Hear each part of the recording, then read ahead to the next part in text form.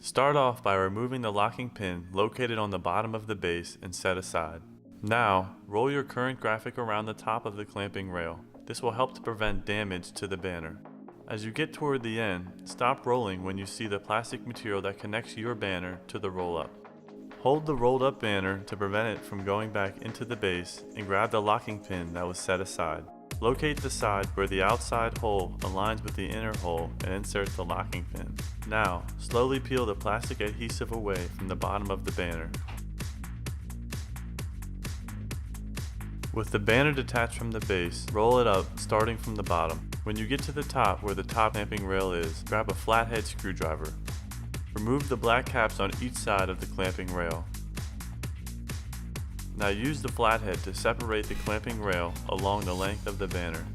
Insert it into the top of the rail and bend the sides apart.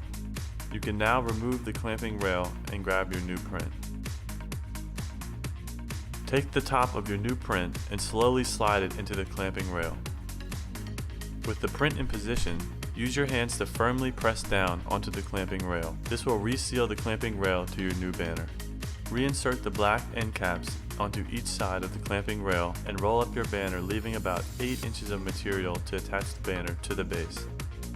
With the base upside down, align the bottom of your banner to the top of the plastic material. You want to come in about 1 inch and start pushing the banner down onto the plastic material. Work from one side and move to the opposite side. Make sure to smooth out any wrinkles and slowly apply packing tape where the banner meets the plastic material. This reinforces the base's hold on the banner.